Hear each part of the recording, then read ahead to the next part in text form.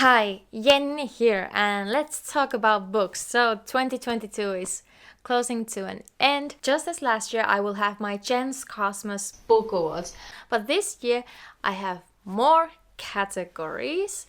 My first category is congratulations, Jenny read you this year, and it will go to all the books I read this year. Now, I am filming this video quite early December, so right now this award is going to 38 books. Later on, more books might get this prestigious award. Alright, let's go into the first category. The first category is the most fun, entertaining read, and that would be Emily Henry's book Lovers. I really like the setup and the trope in this book, how the main character, Nora Stevens, is that kind of businesswoman who is not great with relationships, not great with love. Like, it's the woman who's kind of the cold business type rather than the man. Then she meets her rival or someone that she has an unpleasant interaction with. And then, in order to get away from her work obsessive life, she goes on a vacation with her sister, and Nora then bumps into this rival in this small town, because this small town, Sunshine Falls, happens to be Charlie's hometown. I really liked it because it was a really enjoyable, fun reading. I was like very excited with each page, but it also had its meaningful moments. I thought the conversations between Nora and Libby were especially something valuable. I mean, of course, the whole story is valuable, but you know what I mean. And how they both viewed their relationship with their mother and so on. So this was the most fun read, because even though it has its deep moments and it's of course a valuable story to me, it was still like fun and lighthearted. Congratulations. Next category is the book that made me cry, and it's The Little Prince. It's not a long read, it's a children's book, kind of. I mean, I think this is very well meant for adults as well. A little prince who travels from a planet to planet, and there are many thoughts about life and friendship and loneliness and just the world. I read this in one RM Book Challenge vlog. I think it's the one where I read the 1984, and you can see me crying there if you're interested.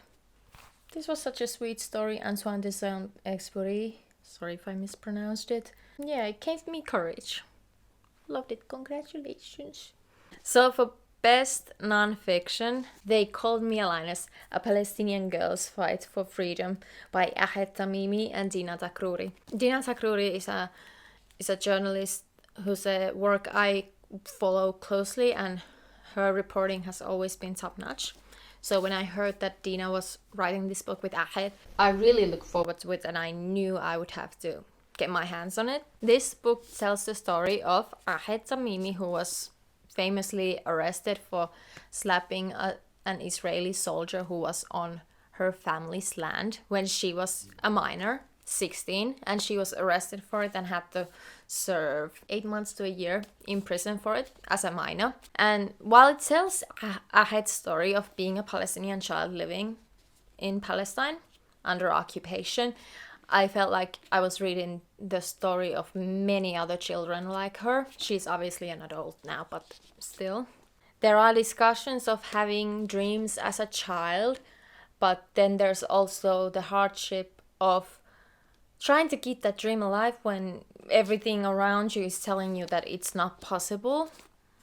And just incredible reflections and interesting perspectives regarding the occupation from a child's point of view. It comes with an extensive list of sources and notes for many things that Ahed and Dina talked about.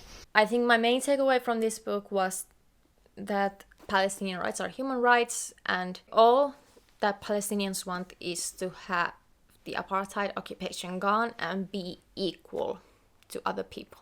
Ahed is someone I really admire. While there were some horrific abuses and human rights violations being discussed in this book, I feel like it's still worth reading, even if it's too heavy.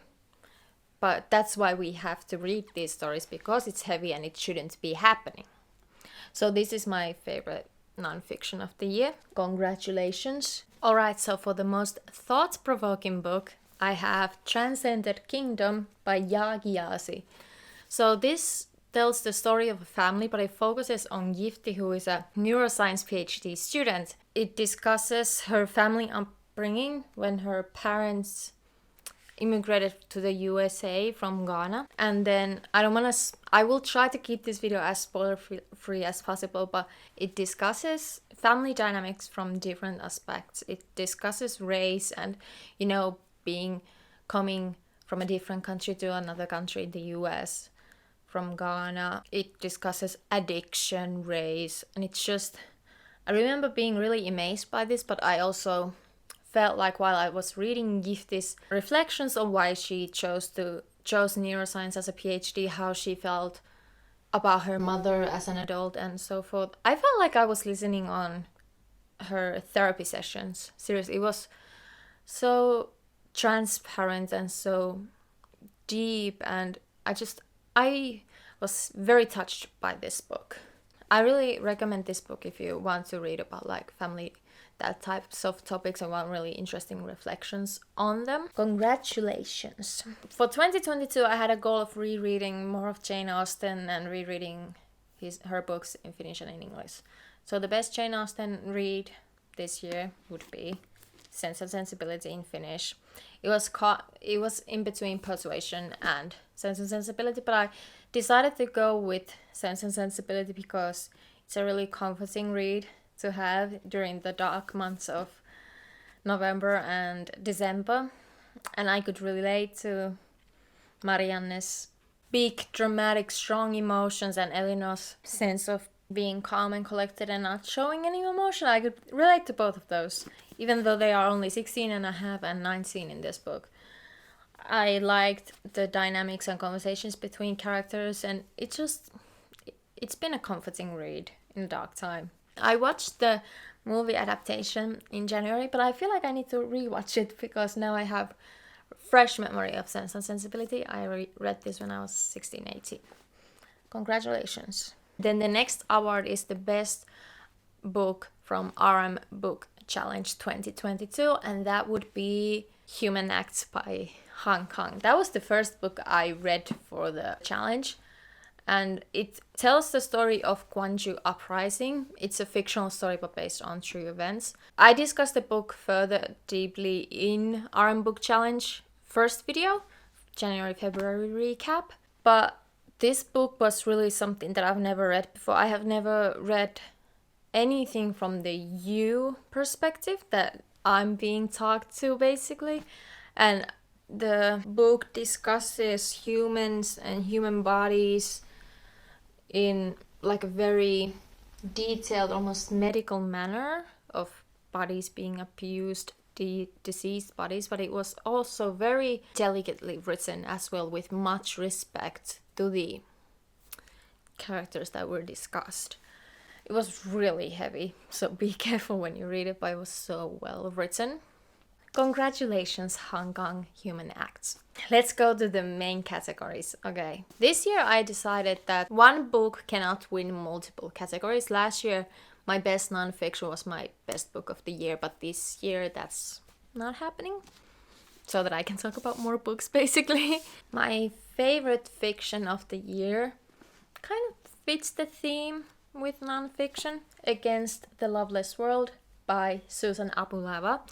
Last year my favorite fiction was Mornings in Janine by Susan Abulava, and I was really impressed by it. So when I heard that there's a new book from her, I knew I wanted to read it as well. This tells the story of Nar, who is in Israeli prison, and while being in prison, she looks back on her life and how her life and her journey as a Palestinian refugee in Kuwait, Jordan, Palestine. I'm trying to keep it spoiler free. Again, very heavy moments here, but definitely worth reading for me, and each character was very complex. No character was just one thing. They had multifaceted, deep layers to them. I was really hooked. I remember I couldn't stop reading this. Basically, I had to force myself to stop because the writing is so good. And I think my main takeaway from this book was love. Love for one's country, love for one's community, love for family, friends, love for justice, love between partners, between friends, in such a loveless world. Pun intended. Even though it was heavy, it was incredible writing. Congratulations against the loveless world. And then the worst book of the year award, Norwegian Wood by Haruki Murakami. I was really excited to read this because I've seen so many people praise it. It had a huge popularity at its time of release in Japan, and the quotes I had seen online I thought were really intriguing, so I thought I was in for a really deep philosophical book, but it did not turn out to be that. This is about Toru Watanabe, who's looking back on his time at university and mostly his relationships with Naoko and Midori, two young women. Naoko was incredibly mentally unstable and had difficulties, while Midori was this lively, kind of out there, tested the boundaries of what's right and wrong, and really interesting character. So he reflects on those relationships, but most of the reflection happens through a misogynistic lens. So first off, he would focus on the bodies and describe the bodies of Naoko and Midori, and then be like, oh right, they're human. Especially with Naoko, I noticed that he would be like describing her body and then be like, oh, but she is unwell, which felt really gross to read. And while there were some really nice reflections about society and life overall, it was always ruined with male gaze. I felt like Midori's character had a lot of potential because she was really out there and she was like testing the boundaries, but at the end of the day, her also, and as well as Naoko, always ended up being like, wow, Watanabe, you're such an amazing man, you are the best man ever, while he was having like all these kind of misogynistic thoughts about them and focus only on himself and his pleasure. There is a moment where Midori calls him out, which I was like, thank God, but it wasn't fully fledged call out moment. There was one scene that I'm not gonna describe here that made me incredibly upset, and I thought, can I even continue reading this? Because that was really fucking disgusting. But because I gave up on Kafka on the Shore, I thought I would finish this book, and this was, writing wise, this was quite easy to read, not topic wise. I don't know if there was like a cultural difference or if I'm not seeing something, but I was really disappointed by this book, which sucks because I had seen so much good being said about the book. I felt really bad for Naoko. She deserved better. And finally, the best book award. The book that made me most emotional. The book that made me feel all the things. The book that had me just amazed at what literature can do. The book that probably is my favorite book ever. A Place for Us by Fatima Farhim Mirza. This book just... It says masterful debut in the back cover, and that it is. It came out in 2018 and it follows a Muslim Indian American family, the mother, the father, and then 3 children, Hadiya, Huda, and Amar. And it focuses mostly on Hadiya and Amar, even more so on Amar. So when I first picked this book up, I wasn't really expecting anything, or rather just like a good read, but it was a deeply touching, complex, most of all like beautifully important story about family and everything that comes with it. Every character, the whole narrative was so meticulously crafted in this story. Each character is trying to find their place in society while being a part of a family and a community. And it focuses on Hadiya especially because she's the oldest daughter and she has the pressure of getting married well. And this is not a spoiler because it's in the beginning of the book. So she finds a marriage out of love, great for her, and she's highly educated. And then there's Amar, the youngest, the boy of the family, who feels the pressure of having to be a certain type of son that he is not. He doesn't feel like he belongs. He's a very creative and poetic person, and he likes to question things and so on, so he doesn't feel like he belongs. The middle daughter's Huda's story is not as prominent as the youngest and the oldest one. The book is divided into 3 parts, and the starting point is Hadia's wedding, and that's like presented as the current moment. It has a non-linear narrative where they kind of reveal things from the past that which then explain why the current moment is what it is. And at first it took me a while to get used to it and like think, okay, let's get back to the main story, when the main story was in those flashbacks. But as I got used to this type of storytelling, I just got more and more interested in the family, and I wanted to know more and more, and I was hooked. I was really hooked. And I really liked that each character was so complex. No character was just one thing, and no character was just purely good and kind and perfect, and no character was pure evil, awful, horrible. Everyone had multifaceted personalities presented in the novel, which I really loved, and how they all tied together. And just there are incredibly insightful reflections on gender, race, being an immigrant, faith, societal expectations, and they felt very natural, that how they came up within the text. And I really liked that just every character was so human. I mean, yeah, we're talking about book characters here, but every character was so human. One moment that especially stands out to me now that it's been a while since I've read this was when Amaro was a kid and he was struggling with school. He got a new teacher that kind of saw who Amaro was, and then kind of tailored assignments so that they fit his talents and his interests.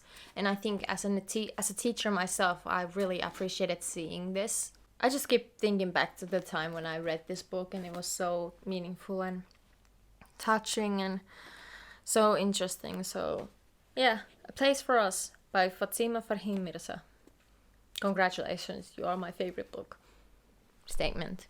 Some books that I will not go into too deeply because they've been discussed on this channel, but some books that I really liked. Ariadne by Jennifer Saint. Kim Ji-young, born in 1982 by Cho Nam-joo. Aristotle and Dante Dive into the Waters of the World by Benjamin Allier Sáenz. People We Meet on Vacation was nice. The Vanishing Half by Britt Bennett was great. Yes, that's a wrap on jenskosmos Book Awards. I hope you enjoyed that. And this is also the last video of 2022. Thank you so much for everyone who watched my channel this year. I really hope you enjoyed my bookish and cultural videos. I gained quite a few subscribers from my Finnish series. Thank you so much. And I still hope you stick around, even though I might not make so many videos about that are specifically about Finland and about being Finnish. And for next year's reading goal, I don't know. I don't think I have anything specific. I really like the way I had a Jane Austen reread year this year, so I might continue that next year. So I'm planning on reading Emma and Pride and Prejudice in Finnish again. And I hope I see you in the next one. Bye!